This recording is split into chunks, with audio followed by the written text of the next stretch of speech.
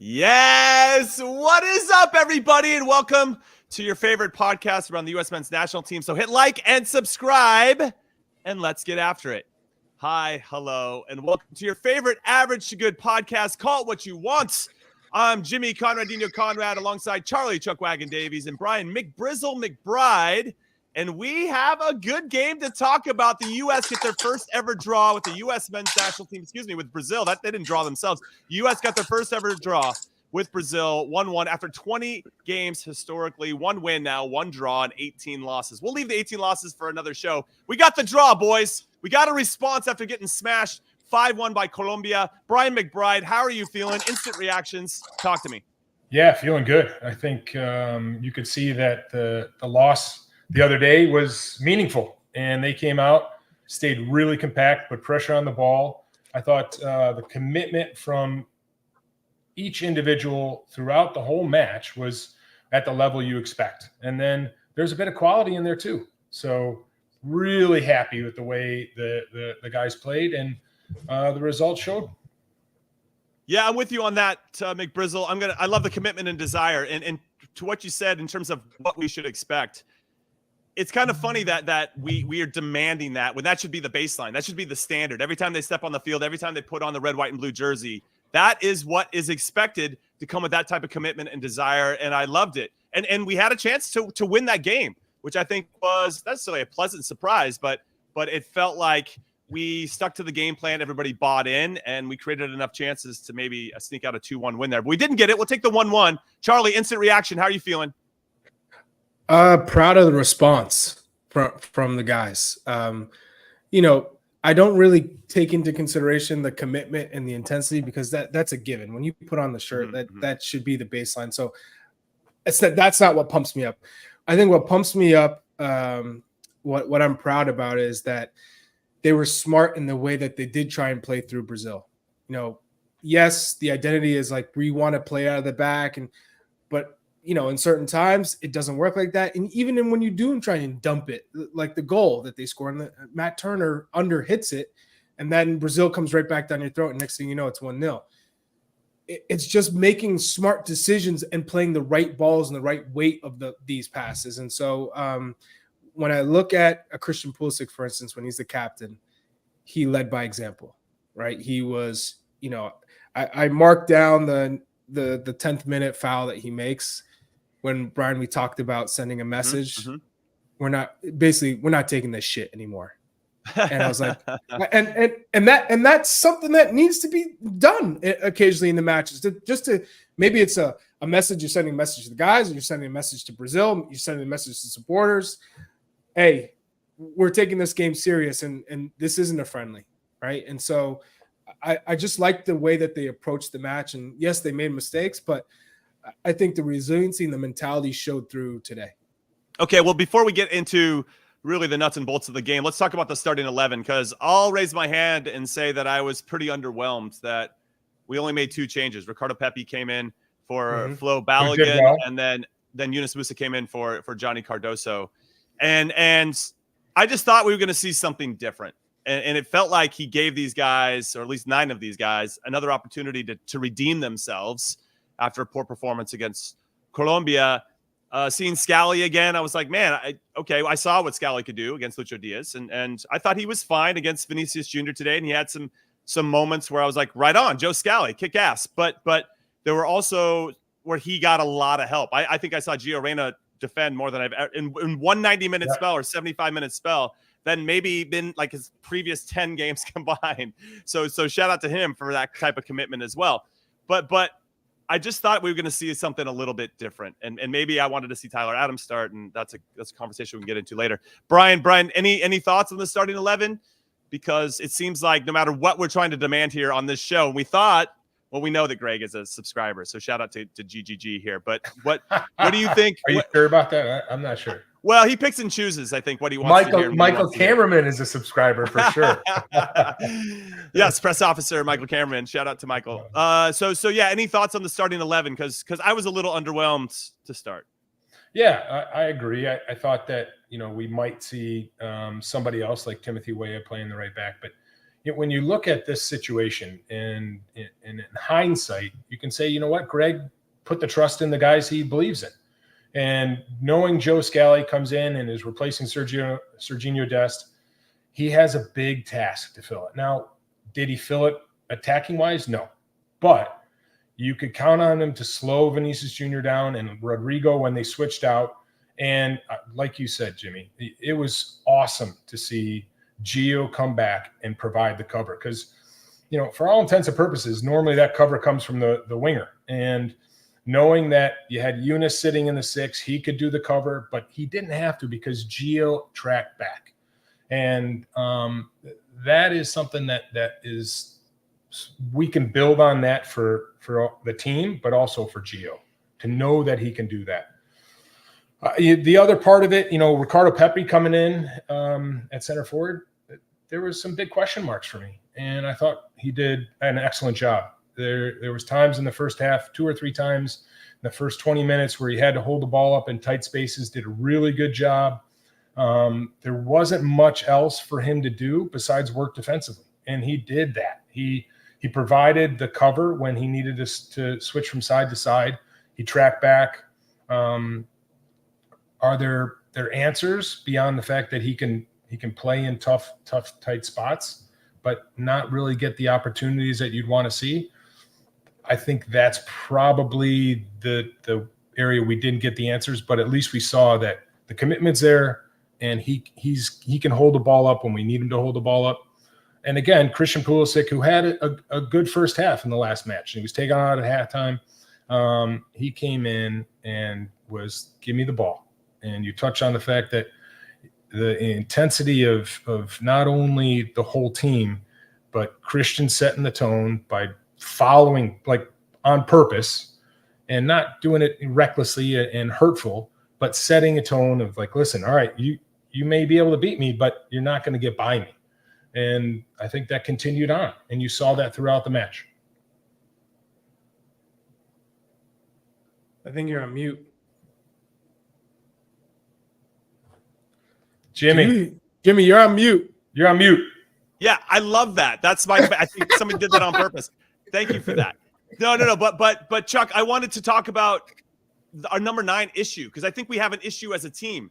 Ricardo Pepi, it didn't matter actually who starts number 9 for us. We just don't get that player the ball very often. It can be Flo, it can be Sargent, it can be Pepi, it can be whoever we want. It could be you two out there, and you're going to touch the ball maybe 9 times in the first half. That's just how it's going to go. 9 touches or less per half.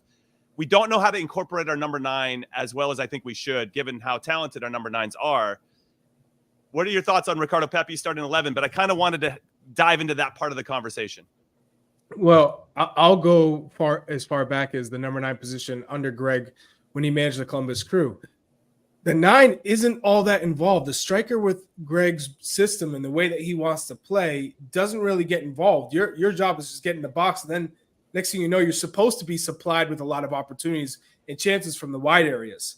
And in this setting, those wingers aren't getting down the line and getting those opportunities to whip in the ball, because mostly you're playing you're getting the ball around the midfield area, and you're just trying to survive against a Brazil and make the right decisions. And therefore you're asking a lot of Ricardo Pepi. And to Brian's point, I thought he did a really good job of getting involved when he could.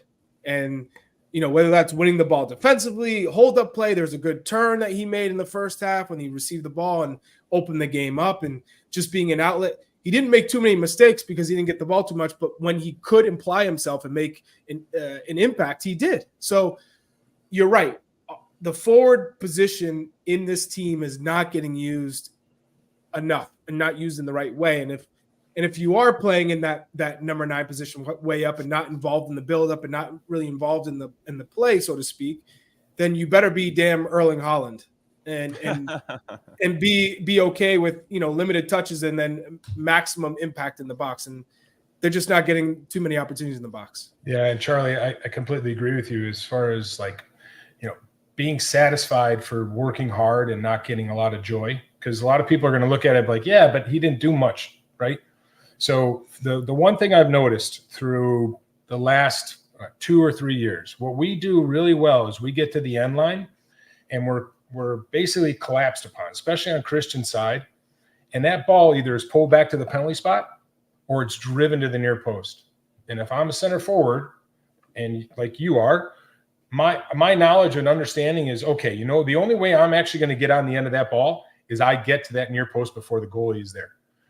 Yeah, you might be making a run past the near post. If the ball doesn't come across, you can recirculate your run, but at least I'm causing some issues. And I think that's the next step for Ricardo Pepi. That's the next step for Florian Balogun. That's the next step for, we haven't seen Josh in a long time, but those are the, right now, unfortunately, to your point, Charlie, the opportunities aren't coming, and the only opportunities that are coming for crosses is to get across that near post and just make the commitment to run. If it doesn't come, it doesn't come. Yeah, it sounds very thankless right now in this particular system. And I guess my big issue is I've been demanding or wanting to see more fluidity and flexibility in our tactics, and that should be a part of it. Okay, when is there a part of our tactics that's going to incorporate the number 9 in a more meaningful way?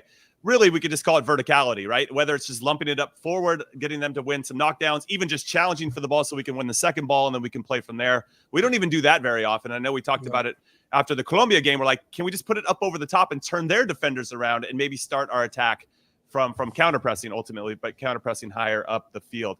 But as this game played out, I was a little nervous. The first 15 minutes, Brazil, you know, not really out of second gear, but kind of driving the game a little bit. You could see our commitment was clear.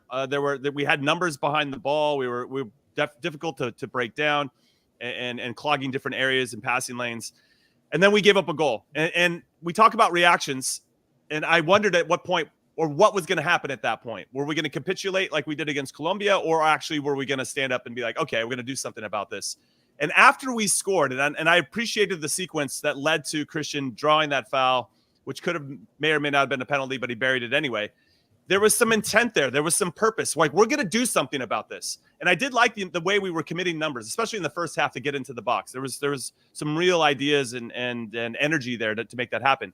But my favorite 10 or 15 minutes of the whole game was right after we scored, because that was when I thought Brazil was suffering.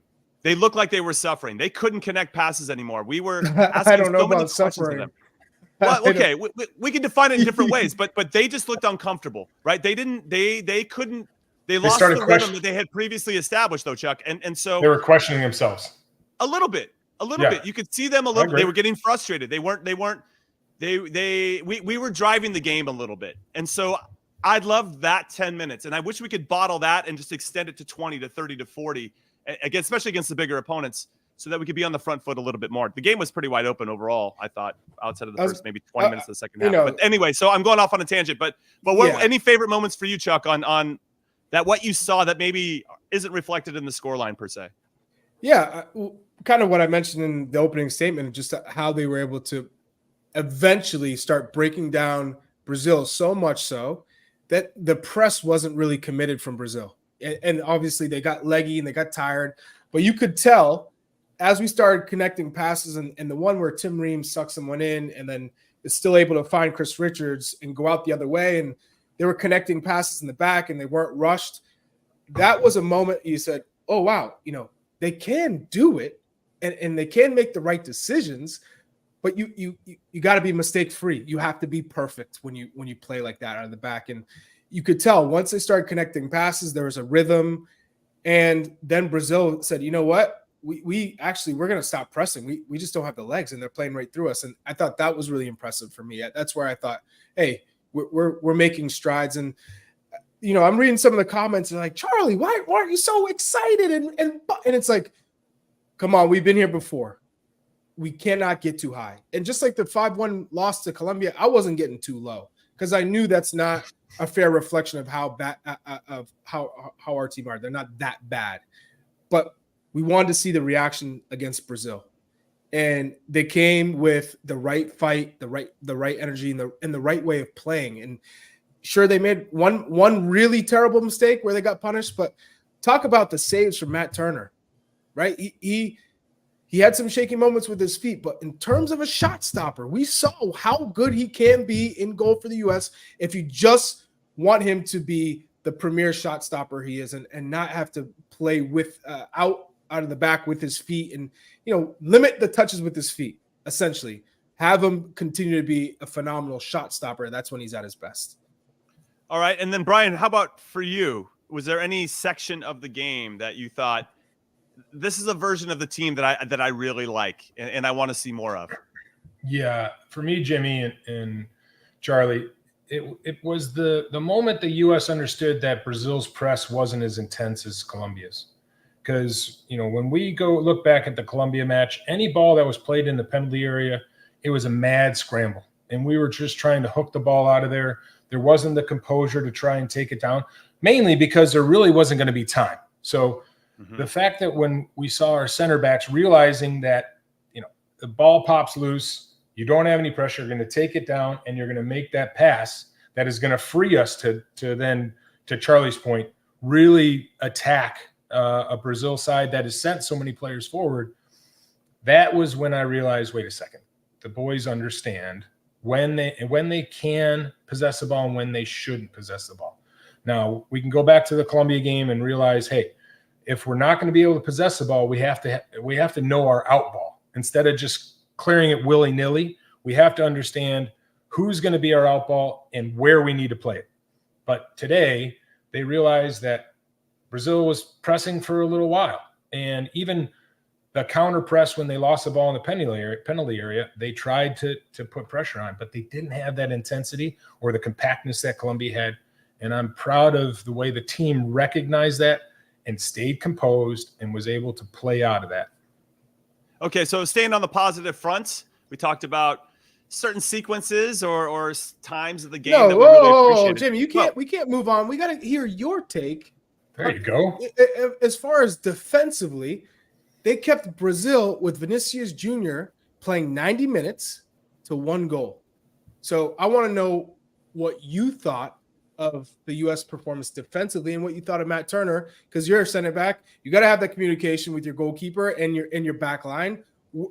How many steps forward do we take from Colombia? We gave up a lot of chances, Chuck. I want to stay. We gave up a lot of chances, and Matt Turner had to make a lot of saves. And so I was going to kind of save the nitpicky stuff for the second segment after our first break. But in terms of the positive, I do appreciate Matt Turner also on an individual level having a positive reaction to the bad pass that led to the sequence that led to their first goal. He seemed like he was up for it at that point. I'm still a little nervous about his feet, and I wonder how teams are going to address that, our opponents in the Copa America. That said, the guy made so many crazy saves. And when I think about the types of saves he had to make, some of them were predictable, right? So that means there's some good defending there. They're taking away the near far post, the far post primarily, so the near post can get covered by Matt. But we still gave up a lot of chances. And so, and in some ways, I thought the game, there was some transition where there was just too much space, or we gave Vinny or the other guys chances to run at us one-on-one, and obviously Brazil's very good at that. I'm still kind of emotionally processing the defending overall, because as proud as I am that we got the draw and we fought through it and you have all the intangibles, and there were still some things where I thought we were too deep. There were times where Ricardo Pepi is 30 yards away from our own goal. Like, well, no crap, Brazil can't score. We got all 11 guys, sitting in front of the top of the box. So, and that hurts us, because if we pick up the ball and win it there, then we got 80 yards to try to get an opportunity. So I'm trying to find that balance. Who is better? Who is better, Ream or Richards? I thought if Richards was very close on that tackle. If that tackle doesn't go his way, but it did. So it did. So I'll say Richards in this one. I there was one play where when Endrick came on and kind of did a check in and out and got in behind Ream. That's what makes me a little bit nervous, especially if we're trying to stretch it out a little bit, or if Anthony Robinson is bombing forward and leaves him isolated. But in terms of passing, defensively, I'll say Chris Richards. But in terms of passing and composure under pressure, dude, Tim Ream's next level. That guy's so good at that stuff. When you have a player in the back line that has that type of composure, the other team will just stop pressing, which is what we talked about already with Brazil. So yeah, I'm not necessarily flip-floppy, but I'm still trying to remember certain plays. You could have said that's why they were perfect balance, because one's better with the ball at his feet, but one's better. Yeah. So. No, I thought Ream grew into it a little bit, but there were some moments where a little nervy, but we gave up a lot of chances as well. So I don't know. I guess I'm getting a little bit nitpicky. I'm going to save that for the next segment, everybody. What I want to get into, though, staying on the positive front, we've already talked about the team overall more collectively. I want to get into the individual stuff, okay? So we are going to do something that we like to call the most versatile performance, which is presented by Vuori, a new perspective on performance apparel. Who is our most versatile performance? And if you got that acronym down, it's MVP of this game. Who stands out for you guys? And McBrizzle, I'll come to you first. Who's your most versatile performer in this game? Yeah, I thought that there was a lot of good performances from the group. And when you look at how you choose a most valuable player, I think if Matt Turner hadn't made the mistake with his feet, it probably would have been Matt. But because his misclearance, his under clearance led to a goal, I believe it's Christian Pulisic. I mean, like I said, he had a good first half against Colombia. He got taken out. Of course, nothing special or spectacular, but he was our one player that you could give the ball and know that it's not going to come back. And today, I thought he was really good. I thought he was, direct at times. He was able to pull the ball back and bring other players in. Of course, when we saw him get the ball on the right-hand side and come across and draw that foul, which ends up being the reason why we draw the game. You have to say that he is, well, at least for me, he was our most valuable player, or however you want to put it, Jimmy. And also at the end, he provided the cross that almost got us that second goal. So all in all, he had that great chance too with his left foot that Allison makes a great save. That could have ended up being. Yeah, that was. I mean, he needs to probably put that near post. He does, but I'm just saying, like, find some. Yeah. At least when you have someone of that caliber, puts himself in a good spot to potentially win a game for us. Yeah, that's a skill in itself. I still think that's an art of creating space in the box and finding yourself in good positions. Yes, most versatile performer, the most versatile performance. Yes, Chuck, are you going with Christian Pulisic as well? Does Matt Turner deserve a shout? Because 10 saves, this guy, 10 saves. Yeah, definitely in terms of his ability to come up with the big save. He was special tonight as a shot stopper, which is why we saw Matt Turner rise to the top of the crop, cream of the crop in MLS, right? Is because he was so good with his shot stopping, and you didn't need to play through him or play out of the back with his feet, or rely on him to play these killer balls or breaking lines with passes. So definitely a shout out to Matt Turner, because he had a very strong night in terms of just being responsible to save these chances. For me, it's Christian Pulisic. The 4 shots on goal, just his drive. There was you could tell he was in a mood to get going, to be the guy, to create. He wasn't afraid. He wasn't shying away from the attention. He wasn't shying away from, I think the physical contact that Brazil were going to give him. So for me, it's Christian. He was pretty sharp tonight. He could have been more involved, and like you said, Brian, he's got to finish that. If you're talking about the difference of progressing through a Copa America, progressing through a World Cup, I go back to that chance against the Netherlands to open up the game, and he just misses wide. These are the chances, the evolution of Christian Pulisic when we talk about, can he get to world class? Can he be a consistent threat at the highest level? It comes down to the chances like this and burying it. So that's where we need to see Christian continue to progress. But I thought he was good tonight. Yeah, I agree with you. I thought he ultimately was our best performer, most dangerous performer. And I love that you brought it up early, Chuck, that 10 minutes into the game, he also was setting the tone for us defensively, that he was trying to send a message that this was going to be a difficult game for Brazil, and they're going to have to earn it if they're going to get anything out of it. And so I really appreciated that side of it from a leadership standpoint. And yes, we are praising some violence from Christian Pulisic, but hey, that's part of being a well-rounded player. That's how I like to see it. So there you go. The most versatile performance is presented by Vuori, a new perspective on performance apparel. And that goes to Christian Pulisic. All right, we're going to take our first break of Call It What You Want. When we return, I promise some nitpicking, so we're going to nitpick. Don't go anywhere. NWSL newcomers battle it out for the first time in league history. Sunday on CBS Sports Network. Keep your eyes on me. Welcome back to Call It What You Want. I'm Jimmy alongside McBrizzle and Chuck Wagon, and we are talking about the U.S. men's national team's first ever draw in 20 tries against Brazil, the most successful team in World Cup history. Very good performance on some things, but I think we should nitpick a little bit. I think we should get into it because we obviously have standards. We've played, all three of us have played, and we have standards, and we obviously saw some positives. We talked about those. Anything that we want to get into? I touched upon it a little bit that, okay, yes, Matt Turner made 10 saves, so there's still some defensive frailties that are happening. I didn't like the fact that we dropped so deep at times to be tough to play against. But overall, obviously still proud of the commitment and desire to make plays and a result that I'm proud of for sure. But there are obviously room for improvement. And McBrizzle, I'm going to come to you first. Was there anything that you thought we could do a little bit better, especially as we prepare for Bolivia in our first game of Copa America? One thing I think we need to do a better job of is that connectivity in midfield. I thought Gio Reyna did a lot of work defensively, didn't have a ton of touches on the ball, and I'd add in then Weston McKennie. And so you have Yunus Musa doing a lot of work, and we know Yunus needs to get better at his long passing. But that work between the three to break lines needs to get better. And if I had to nitpick one thing, that connection, I don't think there was a time in the match where all three of them touched the ball before the ball went wide or before the ball went forward. Because those three players are special players and they're all extremely good with the ball, they're all good in tight spaces, I'd like to see them sort of unbalance midfields a little bit better. And again, that's nitpicking, right? So for me, good performance from all three, but probably not enough for me for Weston to get on the ball.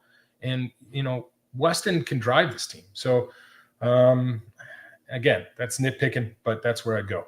That's it. We're nitpicking, and it's out of love, right? We're trying to constructively criticize. Now, Chuck, before I throw it to you, let's dive into the midfield a little bit because honestly, Weston McKennie, these might be two of his most quietest games I've ever seen from him. I don't know if that's due to what's being asked by the coach or whatever it is, or just maybe he's just trying to find his way based on Gio Reyna being on the field and where does he fit and how can he support that position if Gio's a little bit higher. I'm not so sure, but he seemed pretty quiet. Doing the work defensively, no question, and I respect that. Yunus Musa, for me, he is unbelievable at carrying the ball out of pressure. It's unreal how good that guy is. But when he gets into that next phase, dude turns the ball over. Like, what is going on? Like, easy passes. It's almost like he doesn't know what he wants to do after he does such a good job of breaking the pressure, where Brazil has to drop off. And it's like finding that next play as opposed to just maybe playing it simple at that point. He's trying to either hit the home run and find that through pass, or he's trying to do, I don't know. It's really interesting how consistently he loses the ball in those areas. But what I love about Gio, and then I'll hand the mic over to you and you can talk for a while, is that Gio does a really good job of knowing when to run with the ball and break the lines and when to pass out of it. I wish Yunus had a little bit more of that, but he doesn't. And to Brian's point, I do think there was maybe the balance, the chemistry between those three isn't right, but they don't play together very often, so I can understand that. And Brazil's obviously going to provide some issues. Chuck, take it away. Any nitpicking, and you want to jump in on the midfield? What do you got? Well, the space between the lines for me, between the number 9 and the midfield, because when the whole team is defending and those midfielders are all over the place, by the time they do win the ball, like you said, even if Yunus Musa is incredible to dribble out of pressure and ghost by 2 or 3 players, from him to Pepe is still so much space that he doesn't know, should I just continue to dribble? Should I play? Should Pepe check into that space? Should he continue to stay high and give me that space? And then it's almost like a panic. And so he tries the hardest pass of all the options that he has. So, that's one area where I'm like, this is where Yunus Musa really needs to improve. And he took that shot from distance, hit the crossbar early on. And I also thought, like, where the hell has this been? If he could add that to his game, these long range shots and start scoring goals. We talked about the final ball. Can he score? Can he get numbers? That would be where we would start to see his I think, production, triple double, and the next thing you know, he's playing at even bigger clubs than Milan and definitely getting more playing time. So we just know how gifted he is. I go back to the pass that Matt Turner made. So they give up the goal, and then 2 minutes later, he plays to Yunus Musa's feet. He has the ball. He's kind of waiting. You don't know what he's going to do. You're kind of starting to get nervous. And the last second, he just plays right to Yunus Musa. And Yunus Musa is surrounded by 3 Brazilians. Like, probably the worst decision you could do of passing to your midfielder who's surrounded. And 99% of other players will lose that ball. 100%. He somehow gets out and then gets fouled. He gets bailed out and gets fouled. And I thought, ooh, this is going to be a long first half, the rest of this first half. But the U.S. slowly grew into the game. And for me, it's that. And then the crossing has got to be so much better. Oh, dude, I'm glad you brought it up. I was ready to jump in on that. When we do get into the wide areas, when we finally get there, when you're saying, when the hell are we going to get to these spots? The crosses are so poor. We had 0 corner kicks for a reason. We had 0 corner kicks. You tell me you can't even connect across, let alone get a corner kick? That tells you everything you need to know about where we are in terms of our service. Are we putting dangerous balls? Are we whipping balls in so defenders are facing their own goal and they have to panic? They have to just get ahead to it to put it out. We're not even testing back lines or keepers with our crosses, let alone try and connect one.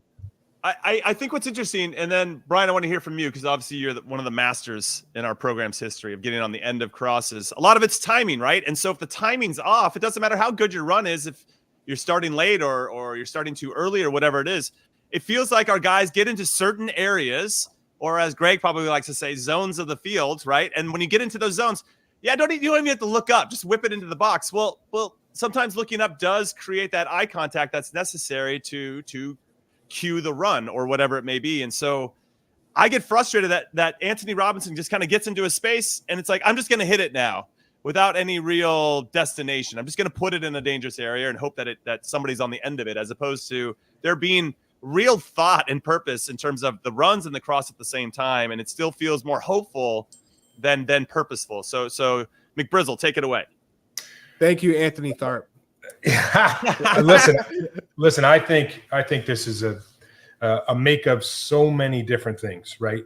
The way we typically play against teams that sit back against us is we switch field, we get occupation in the penalty area, and then we cross. Against good teams, when we're able to finally get by or at least get in an area where we can cross the ball, the occupation in the penalty area isn't that much. And so that timing you're talking about, Jimmy, is definitely a question mark. The issue I have is, and you talk about the quality of crosses, and the quality of crosses, when you only have 1 or 2 people in the penalty area, it's either the understanding between the crosser and the finisher, and that is a run to the near post, or it's an understanding that they're either 1v1 or 2v2, and the cross has to be pinpoint and over the top of the first defender. Those 2 things need to happen, right? And they haven't been happening. They've mostly, as I talked about a little bit earlier, they've mostly been crosses to the near post. When you understand that and you make the near post run and you get something on it, doesn't have to be a goal. It just has to scare a defender. What that does, and Jimmy, you know this, if you see that he's the attacker is always making a run to the near post, your first movement is to make sure you got the first post blocked off. That's when you create that ball that's right over the top. Mm-hmm. And we're just, and to the point of what you guys are saying, and you're exactly right, there's not enough of it, but I think it also comes down to how we play. And the way we play typically is we're very tempoed in the fact of how we attack. Today we saw a little bit more of going forward quicker. We played direct balls to Pepe. He was flicking them on, and it was like nobody knew what to do, right? He would flick the ball on, and they'd be like, oh, I was supposed to run off of that. So these are things that I think that can evolve and get better, but it does take time, and it takes timing and understanding from the crosser and the forward. I think what's interesting is that at halftime of the Colombia game, Greg Berhalter stated in his halftime interview that they want to get better at crosses, or I'm paraphrasing here, but something about having a focus and an emphasis on crosses. But the stat is in the game tonight, they completed 1 cross, 1 out of 11. And against Colombia, they completed 3 out of 16 crosses. Now, I guess I'll put air quotes around completed. Does that mean just could be a wayward header? Maybe. But I think what's interesting is what kind of team do we want to be? Because it feels like we do a pretty good job, or at least Anthony Robinson can get to the end line a lot. And then what? Then you just whip it hard and low back towards the penalty spot, and you hope that somebody's crashing. You can just get a tap in from there. But it feels like he's not trying to do that as much and is trying to get into that one area by the corner of the box and then whipping them in. But again, all those crosses feel hopeful. And it just feels like, I don't know. It's frustrating, Chuck. I don't know if you want to chime in here, but it's I don't know necessarily what the solution is, because you can work on it, and we've done plenty of trainings. You finish a training with 20 minutes left to go, and you're like, all right, let's do some crossing and finishing, and you work on kind of the timing and movements of all that. But I feel like there needs to be more of a set pattern or a couple passes before that can really start to, I don't know, emphasize who's going to get to the near and far post, and with what kind of pace do we want to hit that ball? Yeah. Well, I think we want to stay away from patterns, just because then it becomes pragmatic and it becomes the same thing and boring. But I think to answer, Charlie, timing, those patterns help with timing. I get you. It shouldn't be like, hey, okay, now I go to this part. I get that part, but timing does help with those type of situations. Sorry, Charlie. Go ahead. No. I completely agree. But in terms of ideas, you want it to be spontaneous and already know when this person's making this run, this person's going to make a run to that space, and look at the spaces in terms of, instead of being like, this is how we always, cross the ball. Sure. But to answer your question, for me, it's what we want to see from this team is we want to see them be ruthless.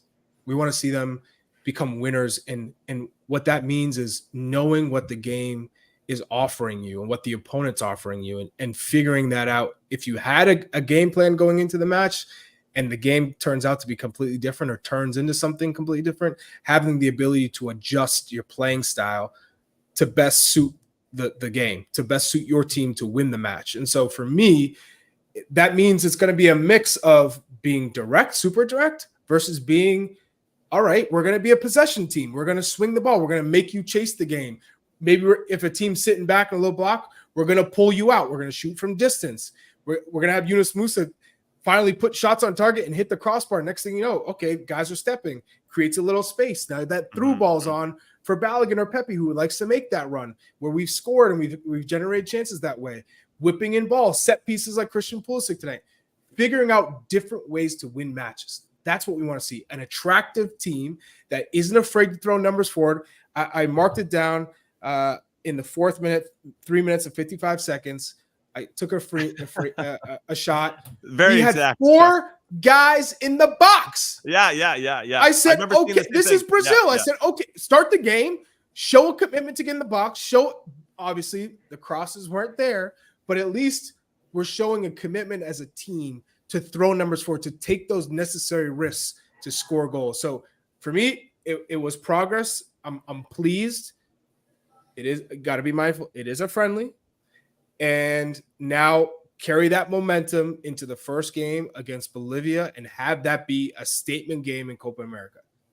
Yeah, that's a must win, honestly. If we want to win our group and set the tone, we have to win the first game against arguably the weakest team in CONMEBOL right now. So how are you feeling? McBrizzle, that's a nice segue, Chuck. Thank you for teeing that up. How are you feeling now about the team going into this one? Because we just played 2 opponents in our last 2 games where they were going to probably drive most of it, and we could be more reactionary and maybe more on the counter. Though at times we were driving the game or on the front foot. Against Bolivia, I think we're going to have a lot more of the possession, so it's not going to be like for against these last 2 opponents. The same with Panama, so our first 2 games are going to be a little bit different. But how are you feeling? What's your confidence level, let's say from 0 to 10 going into the tournament? Yeah, I'm very confident that we'll get out of the group. And I think after seeing these 2 matches and how different our mentality was from the first to the second, I'm excited. I believe that the messaging was taken on board from in between the first match and the second match, and you could see the commitment, as I touched on the very beginning, and we've talked about throughout this, because in big tournaments that matters. And you can't have one player switch off. You can't have a few people that you're carrying throughout a tournament. You need the whole commitment, the whole understanding. And this game gave me that sort of reboot to make me feel comfortable as we get into Copa America. Having said that, we have to – sorry, Jimmy, I was just going to finish. Having said that, I want to see us, especially in these first two matches, and Chuck talked on it a little bit, you know, the ruthlessness. We need to make sure we score more goals. We need to create more opportunities. And certainly we'll have more possession. We'll have more possession in the final third, especially against Bolivia. Panama is very good at countering, so we need to be aware of that. But at the same time, when we get the opportunities, let's take them. And understanding that, breaking down the team inside the penalty area would be a lot of fun to see. Okay, so who's your number 9? Is it Flo or is it Pepe?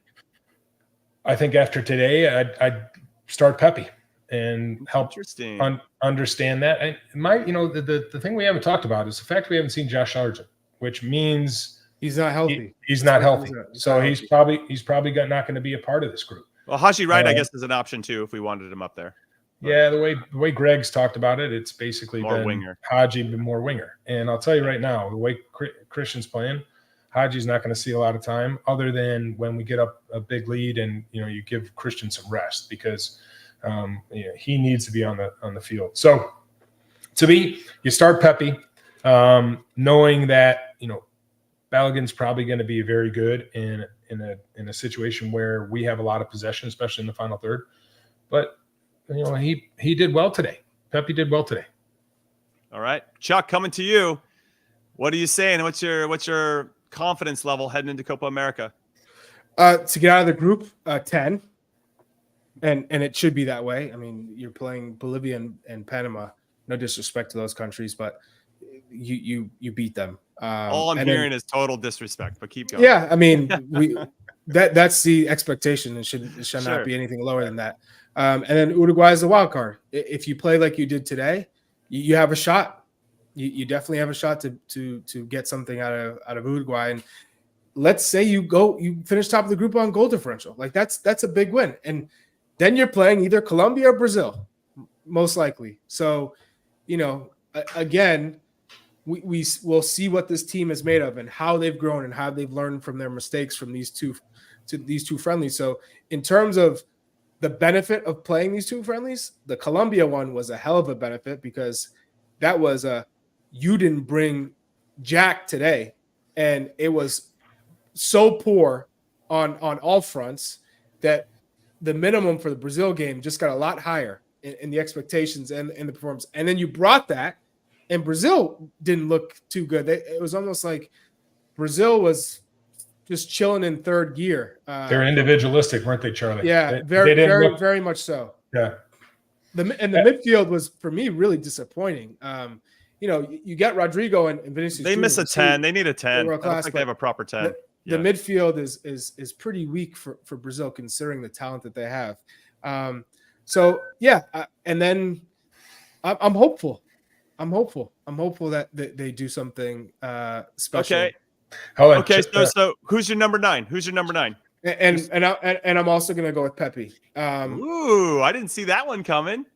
Yeah, wow. I'm going with Pepe because in terms of how the U.S. play, I think that benefits his game with this group more so than it does with Balogun. I think. And do you think that Balogun against some tired defenders when the space is opened up, maybe he's more effective?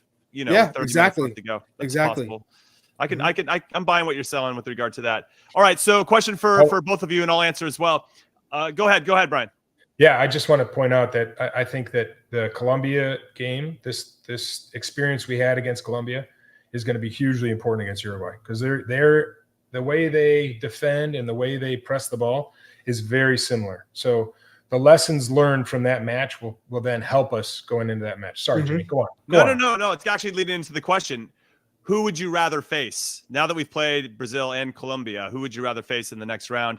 I'm going to go first because I think Colombia thinks they have our number and that they could kick our ass. And maybe they'll be a little bit more casual if they played us again. That's my. You think they're going to be casual in a knockout round in Copa America? No, I don't think that, but I think they'll be a little less casual. No, you crazy. I think Brazil. Crazy. Yeah, I know I'm crazy. That's why you guys love me. But I'm trying to play that psychological game that we have so much more to prove then the Brazil game, obviously, we're already proud of that. So I'm kind of going in that space. But either opponent's obviously going to be very difficult, and that was before we played them twice, or these last 2 games. Those were always going to be tough games. Chuck, I'll come to you first on this. Who would you rather play? You know, you must be out your damn mind if you think I'm going to say. If you think I'd rather play Brazil over Colombia. Colombia's 22 games unbeaten. I Maybe know. their identity is clear. They know exactly who they are on both sides of the ball. Brazil hasn't figured it out yet. Great. But you're telling me that in a knockout round game, and you have Vinicius Jr., Rodyrgo, and Rafinha, and Endrick even had so many chances and just showed his 17-year-old youthfulness and an experience at the national stage. But I would take Colombia. I would take Colombia. Oh, cool. So we're on the same page. We're going with Colombia. Yeah, I'd rather play Colombia. We got there in 2 different ways, but we still ended up with Colombia. I'm never saying I'd rather play Brazil. You just said that's fair. That's fair. They do feel like they're missing a 10 though. Like that they need that connective tissue, right, to kind of bring it all together. They started 3 wingers though. And Paquetá didn't seem interested when he was in the field. He's probably gambling on the game. Geez. What? It's low hanging fruit. I wasn't gonna miss it. Anyway, Big Frizzle, who'd you rather face? It's a really difficult one. I look at the depth of both teams. I mean, the fact that Gabriel didn't even play for Brazil today. In the back. I mean, it's pretty amazing. And Colombia has really good center backs also. A lot of height, a lot of physicality in the Colombia side. There's more technique with Marquinhos in the Brazil side. I'm going to go, and this is going to be really surprising. I'm going to go, I'd rather face Brazil. And I like that. Yeah, I'd rather mind face it.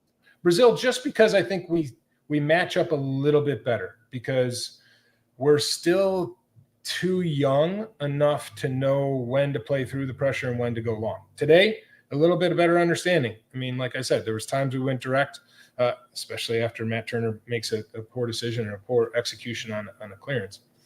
I just think that Colombia is more of a team, and they move together better than Brazil does, and that allows us to have a little bit of space and a little bit of time, and that should give us the opportunity to get opportunities to score a goal. Opportunity.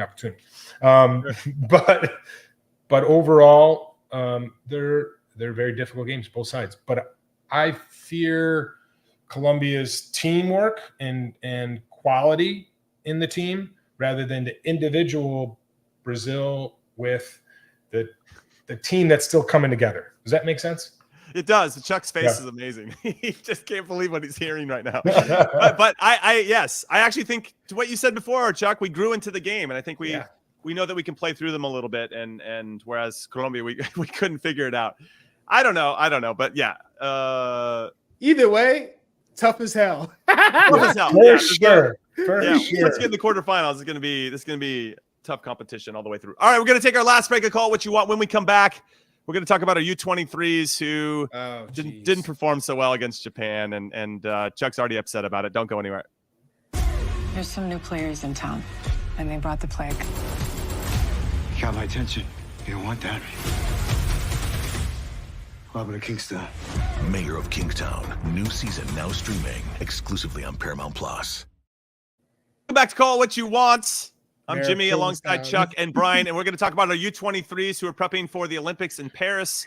And they played against Japan in their last tune-up game before heading over to France. And they actually had a closed-door friendly as well, and they lost both of them 2-0. So they played Japan without anybody watching, and they lost 2-0. And they played Japan with everybody watching, and they lost 2-0. Not good vibes, Chuck. You already had a reaction to it before our break. How are you feeling about this? Because the game that we did get to see, not great. It wasn't Colombia-esque like our senior team, but it wasn't inspiring. It wasn't inspiring. Yeah. The scoreline wasn't as much.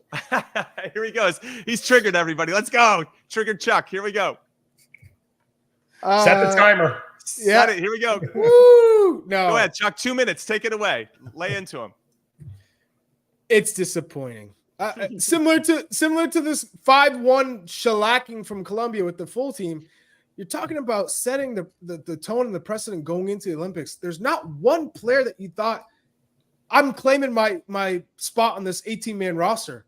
You know, just in terms of fighting, the substitutes coming on, the guys who are starting, it felt like, oh, we can cruise into this. And it's disappointing just seeing the way that they're playing the ball. It was such a poor performance. I watched it and I thought, where the hell is the passion, the commitment? This team isn't coming. The way they played, you could dream about meddling because you're not even coming close to touching meddling. Like these guys are trying to get on the roster. To your point, oh there's 2 goalkeepers. So just to remind everybody, it's an 18-man roster for the Olympics. So 2 of them are goalkeepers, which means you have 16 field players. Actually, you have 15 because Walker Zimmerman's definitely going to be in. 15 field players. They need another center back. I'm going to throw it out there before you jump in, McBrizzle. And I heard word, honestly, no joke, from a pretty good source that Gio Reyna might be one of the players that might be coming. He's not overage, right? So he'd be good to come and play. I wonder your guys' thoughts on that. But secondarily, that's secondary. Talk to me about the performance overall, because I'm with Chuck. Really disappointing. Yeah, they came out flat, and you could see Japan wasn't. Japan played the ball very quickly. They played easily, breaking out of our press. I give Marko Mitrovic a shout out in the sense of understanding that after 15 minutes and changing it. Instead of doing a 4-3-3, he dropped us into a 4-5-1. Japan then started not being able to play through us. But at the same time, the lack of intensity, as Charlie pointed out, was very prevalent. You could see that the players were sort of almost thinking like nervously about, oh my gosh, I need to make this team. And there wasn't a time where we played quickly. You could see Brian Reynolds look on an island. He didn't defend well 1v1. There was a ton of issues without the ball defensively, which is not a good thing because that's normally our bread and butter. We didn't have the physicality. Tessman looked sort of lost, or almost like tired after a long season. Got caught with the ball plenty of times, which you don't normally see. He normally sprays and open up the field. To talk about substitutions, I thought McLean came in and calmed the group down. And Cade Cowell came on and started actually making a difference over the top and asking questions defensively. But other than that, it was a performance that was lacking. It was a performance that seemed like not only nervous, but just flat. And Marko Mitrovic is coming out of this with more questions than answers, which is not what you want to have when you talk about the size of the squad that you're going to have to pick. All right, so Chuck, final word on this. I'll give it to you here. Where are your expectations now for this U23? As a fan of the U23s and of our Olympic team, as we all are, we want them to do well, of course. Mm-hmm. Where do you think we should sit? Because those 2-0 losses to Japan, not great. No. And they're going to bring some overage players. We don't know who yet, but I definitely think they should bring a center back. Mm-hmm. And if Gio proves to be true, that would be a net positive. Tompkinson did not play well. And no, he didn't. I agree with you. We need. But who is that? Is it Miles Robinson, McKenzie, Austin Trusty? I don't know who you bring in. Sorry. Yeah, no. I mean, in a group with France, Guinea, and New Zealand, you're hoping they get out as a second place team.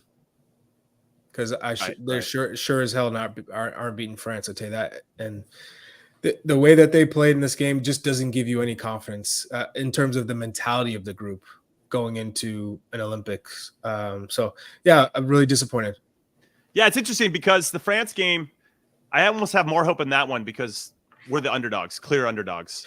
Yeah, but if you remember correctly, they came back to tie it after being down 2-0. Yeah, so if anything, France knows that, hey, we got to come back. We're not gonna take them lightly. So it's not going to be in front of the entire country in the first game of the Olympics. You think France is going to come in and try and put in this crazy 5-0, 10-0 performance if they can? That was a smash and grab too, right? Because the last 2 goals came at the end after substitutions came in. Certainly, it looks good on paper. But I'm gonna stay more in the positive mode in the sense that the game before a team is chosen is always your most difficult game, because you don't, especially at a young age, and I know you guys know this, if you're not feeling fully comfortable about your job, you second guess yourself in your decision making, and that seemed to be part of why we played so poorly.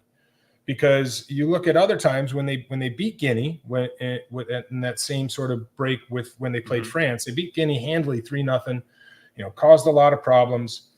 So I'm saying that this group is going to turn it around. And yes, I love it. The need is, if it's not Gio, you need a player like Diego Luna, because he will not lose the ball. He will be able to break players down 1v1. And he will stay physical, because we didn't have any physicality other than Walker Zimmerman going up for crosses. He came out of the back line a little bit yesterday and didn't let Japan players turn, but we need more of that. So if we have a possession player, we add somebody next and up top that could cause more problems. Maguire, I like Maguire, but we need to do more in that final third. But I'm staying positive. Staying positive. And that's how we're going to end the show. Call What You Want is done. We are calling it. Congratulations to the U.S. for getting a big result against Brazil, heading into Copa America. U23's got some work to do, but we're staying positive here because that's what we do here. And guess what? We have a podcast again tomorrow. First thing, we're going to talk about the Copa America roster is getting dropped in the morning. We'll be here to talk about it. We want you to come back and join us. And if you're not going to join us, then listen to it later on your favorite podcast platform of choice. And that's it. I said we were done. We're going to be done. Thank you for watching. As always, thank you for your support. We'll see you tomorrow. Later.